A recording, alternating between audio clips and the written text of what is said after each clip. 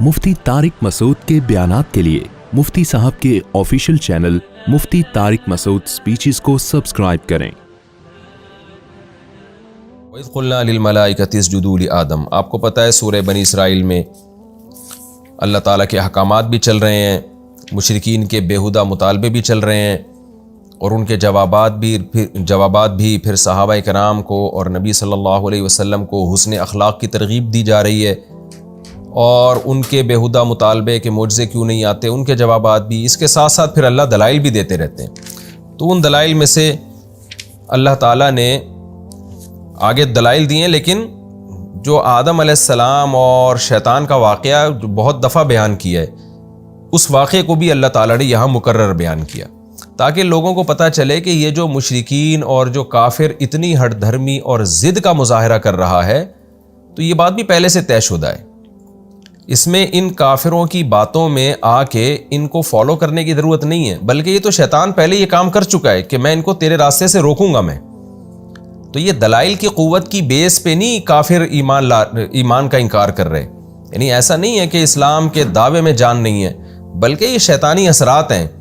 और शैतान तो बहुत पहले से इंसान से हसद करता है और वो उसने कहा था कि मैं अक्सरियत को जहन्नम का ईंधन बनाऊंगा। तो ये उस जो वाक़या हुआ था ना, उसके नतीजे में जो शैतान को हसद हुआ, उस हसद का नतीजा है।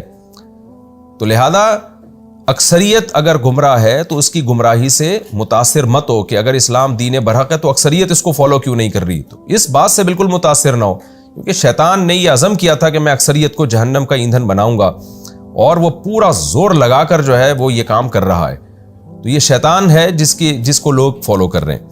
इसलिए अल्लाह फरमाते हैं वइज़ क़ुल्ना लिल मलाइकति, और उस वक्त को याद करो जब हमने फरिश्तों से कहा उसजुदू लि आदम, आदम को सजदा करो, फसजदू इल्ला इबलीस, सब ने सजदा किया मगर इबलीस ने सजदा नहीं किया। इसका मैं कई बार इसकी तफसीर बयान कर चुका हूँ कि यहाँ इबलीस का इस्तिस्ना क्यों किया। क़ाला, इबलीस कहने लगा, अस्जुदू, क्या मैं सजदा करूँ, लिमन खलक़त तीना, उस शख्स को, उस ज़ात को जिसको तूने मिट्टी से पैदा किया। यानी अल्लाह पे उल्टा एतराज़ कर रहा है कि ये कैसे मैं ये नहीं कर सकता हूँ।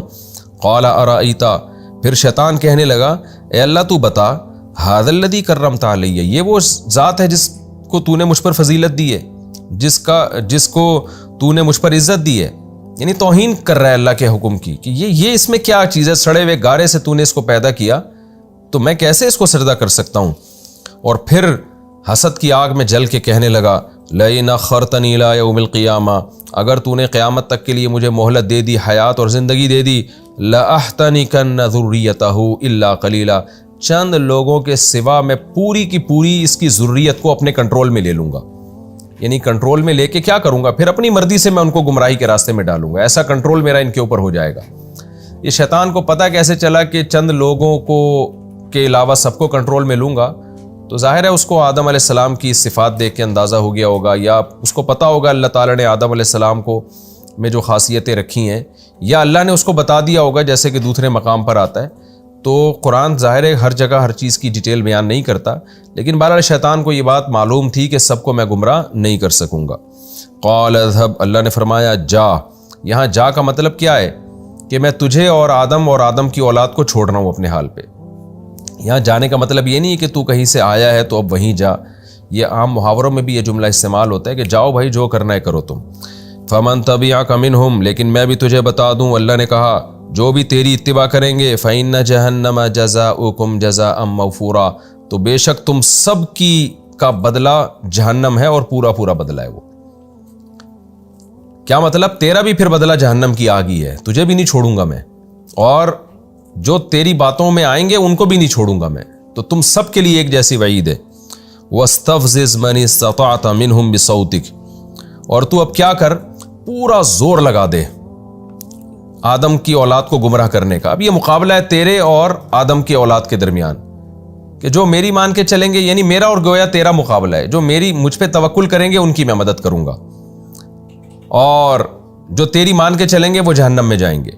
लिहाजा अब ये खुला मुकाबला है, मैं भी पैगम्बरों को भेजूंगा, मैं भी पैगम्बरों के वारिसों के ज़रिए हिदायत को दुनिया में फैलाऊंगा, और लोग मेरी अहकामात पे कुर्बानियाँ देंगे, लड़ेंगे, खून बहाएंगे अपना अल्लाह की राह में, यानी कुर्बानियाँ देंगे, खून बहेगा उनका, اور جیسے کہ جہاد میں ہوتا رہا ہے، قتل بھی کرتے ہیں اور قتل ہوتے بھی ہیں، تو خون بہائیں گے بھی اور اپنا بھی خون بہائیں گے.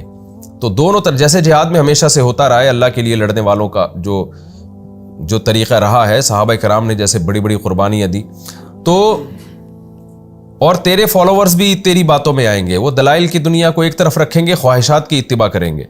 تو جب مقابلہ ہوتا ہے تو پھر ایسے ہی ہوتا ہے نا. تو اللہ نے بھی کہا وَاسْتَفْزِزْ مَنِ اسْتَطَعْتَ مِنْهُمْ، ان میں سے جس پر بھی تیرا بس چلے تو ان کے قدم کو اکھاڑ. اور اللہ نے کہا کیسے اکھاڑے؟ بِصَوْتِكَ، اپنی آواز کے ذریعے. آواز کا مطلب کیا ہے؟ دعوت. جب آپ کسی کو بلاتے ہیں نا تو آواز دیتے ہیں. تو عام طور پہ جب بھی کسی کو بلایا جاتا ہے اپنی طرف تو آواز دے کے بلایا جاتا ہے. تو مراد آواز نہیں ہے کیونکہ شیطان آوازیں نکالتا ہو، مراد دعوت ہے. اس دعوت کو صوت سے تعبیر کیا گیا ہے. صوت کہتے ہیں بے معنی آواز کو. اس کی انگلش میں مثال ملتی ہے نا، ایک ہے وائس اور ایک ہے ساؤنڈ. ساؤنڈ کسے کہتے ہیں؟ جس کا کوئی مطلب ہی نہ ہو، اور انسانوں کی جو بات ہوتی ہے اس کو وائس کہا جاتا ہے. تو اللہ میاں نے اس کی آواز کو ساؤنڈ سے تعبیر کیا ہے، یعنی اس کی توہین کے لیے کہ تیری دعوت جو ہے نا وہ کوئی مزیدار نہیں ہوگی، اس کا کوئی مطلب نہیں ہوگا. لیکن بے وقوف اور احمق لوگ اس بے مطلب آواز پر لبیک کہیں گے کیونکہ اس میں ان کو خواہشات پوری ہوتی نظر آئیں گی. اور قرآن کی جو آواز ہوگی وہ باقاعدہ آواز ہوگی، بامعنی، اس کا مفہوم واضح ہوگا، 2 اور 2 4 کی طرح. لیکن اس دعوت پہ لوگ لبیک نہیں کر رہے ہوں گے. تو اس لیے اللہ نے کہا تیری جو بے معنی آوازیں ہیں نا تو نکال کے لوگوں کو اس کی طرف بلا.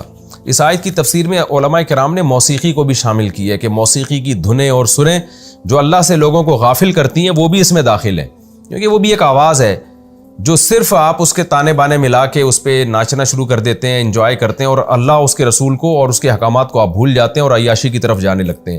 حالانکہ اللہ اس کے رسول کی دعوت میں جان ہوتی ہے، وہ دلائل پر مبنی دعوت ہوتی ہے. وہ بتا رہے ہوتے ہیں کہ اس کو تم فالو کرو گے تو یہ جزا ملے گی، اور اس کی مخالفت کرو گے تو یہ سزا ملے گی، اور اس کو اللہ تعالیٰ براہین سے اور دلائل سے ثابت کرتے ہیں. لیکن جو گانے اور موسیقی سننے کے عادی لوگ ہیں وہ صرف آوازوں کو دیکھ کر اس کے سروں سے متاثر ہو رہے ہوتے ہیں اور اس کے سروں کے پیچھے بھاگ کے قرآن کی دعوت کو چھوڑ دیتے ہیں. تو اس لیے اللہ نے فرمایا کہ تو اپنی آواز کے ذریعے جس طرح سے چاہے لوگوں کے قدم کو اکھاڑ، وَأَجْلِبْ عَلَيْهِمْ بِخَيْلِكَ وَرَجِلِكَ، اور پورا زور لگا دے، یعنی اپنے لاہو لشکر، اپنے گھڑ سوار اور پیادہ پا سپاہیوں کو کھینچ کے لیا انسانوں کے مقابلے میں.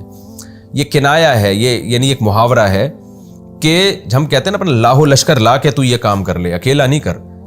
تو اللہ نے بھی شیطان کو گویا قیامت تک کھلی مہلت دے دی کہ تو پورا زور لگا دے، جس طریقے سے گمراہ کر سکتا ہے لوگوں کے دلوں میں وسوسے ڈال کے اور دنیا کو مزین کر کے اور کس مختلف طریقوں سے. وَشَارِكْهُمْ فِي الْأَمْوَالِ وَالْأَوْلَادِ، اور ان کے مالوں اور اولاد میں بھی شریک ہو جا.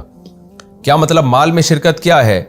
کہ مال جو اللہ کے قرب کا ذریعہ تھا، جس کو جتنی زیادہ نعمتیں ملیں اس کو تو چاہیے نا کہ اللہ کا اتنا شکر ادا کرے، بھائی اللہ نے مجھے مال دیا تو مال میں بھی شرکت کر لے. کیا مطلب؟ ان کا مال ان کو گمراہ کرنے کا ذریعہ بنا دے. اور اولاد میں بھی شرکت کر. اولاد ملنے سے ہونا تو یہ چاہیے تھا کہ اللہ کی نعمت ہے تو ہم اور اللہ کا شکر ادا کریں، لیکن اولاد میں بھی تو اپنا حصہ ڈال دے. کیا مطلب؟ یہ اولاد بھی گمراہ کرنے کا ذریعہ بن جائے. کتنے لوگ اپنی اولاد کی وجہ سے سیدھے راستے سے ہٹ جاتے ہیں. وَعِدْهُمْ، اور ان سے وعدے بھی کر. کیا مطلب؟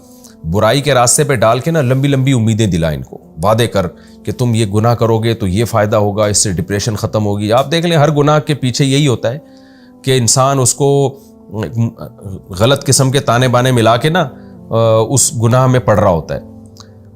اور نشہ کرنے والے وہ سمجھتے ہیں اس سے ہماری اسٹریس ختم ہو جائے گی، زنا کرنے والے سمجھتے ہیں کہ ہم ایک ڈپریشن ختم ہو جائے گی، اور عیاشی ہم کریں گے تو پھر یہ ہوگا وغیرہ وغیرہ. اب اس کی میں ڈیٹیل میں نہیں جاتا. تو اللہ نے فرمایا ان سے وعدے بھی کر تو، یعنی اللہ گویا اس کو، یہ تحدید کہلاتا ہے یہ عمل. اس کا مطلب یہ نہیں کہ اللہ اس کو پرمیشن دے رہے ہیں، بلکہ اس کا مطلب یہ ہے کہ اللہ اس کو کہہ رہے ہیں کہ تو نے جو اجازت مانگی ہے نا کہ میں ان کو گمراہ کرتا ہوں تو ہر طریقہ استعمال کر لے. باقی اس پہ شیطان کو سزا ملے گی کہ تو نے ان طریقوں کو استعمال کیوں کیا. اس کی مثال ہے جیسے کوئی آپ کو دھمکی دے رہا ہو نا کہ میں تجھے قتل کر دوں گا، تو آپ کہتے ہیں بھائی تو جو کر سکتا ہے کر لے. تو یہ پرمیشن نہیں ہوتی کہ میری طرف سے اجازت ہے. مطلب یہ کہ میں تجھ سے ڈرنے والا نہیں ہوں، اگر مقابلہ ہے تو پھر کر کے دیکھ، صحیح طرح سے کر. تو شیطان نے بھی جب کہا اللہ تعالیٰ کو کہ میں یہ کروں گا تو اللہ نے کہا کہ ٹھیک ہے پھر میرا تیرا مقابلہ ہے، تو نے جو کرنا ہے وہ تو کر کے دکھا. لیکن آگے اللہ نے کیا فرمایا کہ دو باتیں فرمائی، وما یعدہم الشیطان الا غرورا، اللہ نے ہمیں تنبیہ کر دی کہ دیکھو شیطان تم سے جو بھی وعدے کرے گا دھوکے پر مبنی ہوں گے. وہ بڑے سنہری باغ تمہیں دکھائے گا کہ ویژن ہے، جیسے آج کل جو مذہب کو نہیں مانتے نا موٹیویشنل اسپیکر، وہ جس طرح کے فضول دعوے کر رہے ہوتے ہیں، پھر یہ ہو جائے گا، پھر یہ ہو جائے گا، اور حالانکہ ان کی دعوت میں خدا کا کوئی تذکرہ ہی نہیں ہوتا اور جنت جہنم کا کوئی تذکرہ ہی نہیں ہوتا، اور بڑے بڑے سنہری باغ دکھائے گا، لیکن وہ باغ دکھاتے ہیں سنہری باغ بڑے بڑے. یعنی جو مذہب کو نہیں مانتے موٹیویشنل اسپیکر، آپ دیکھیں وہ کیسی کیسی باتیں کر رہے ہوتے ہیں، کیسے بڑے بڑے سنہری باغ دکھا رہے ہوتے ہیں. تو اللہ کہتے ہیں کہ یہ سارے جو اللہ کو بھلا کے یا اللہ کی نافرمانی کر کے جتنے بھی وعدے ہیں، جتنے بھی سنہری مستقبل ہیں اور کامیاب مستقبل ہیں، یہ سب شیطان کے وہ دھوکے ہیں، شیطان کے وہ وعدے ہیں جو نرے دھوکوں پر مشتمل ہیں. تو یہ اللہ نے ہمیں بتایا. آگے اللہ تعالیٰ کہتے ہیں میں نے شیطان سے کیا کہا، شیطان نے جب کہا نا کہ میں یہ سب کچھ کروں گا، تو اللہ نے کیا کہا، ان عبادی لیس لک علیہم سلطان، تو پورا زور لگا دے ان کو گمراہ کرنے پر، لیکن میرے جو بندے ہیں تیرا ان پر زور نہیں چلے گا. کیوں نہیں چلے گا، وکفیٰ بربک وکیلا، تیرا رب کارساز ہونے کے لحاظ سے کافی ہے. یعنی جو اللہ پہ اعتماد کریں گے، توکل کریں گے اور یہ عزم کریں گے کہ ہم نے شیطان سے دوستی نہیں کرنی، تو پھر اللہ ان کو بچائے گا. پورا زور بھی تو لگا دے گا، تیرا وہ زور ان پر نہیں چلے گا.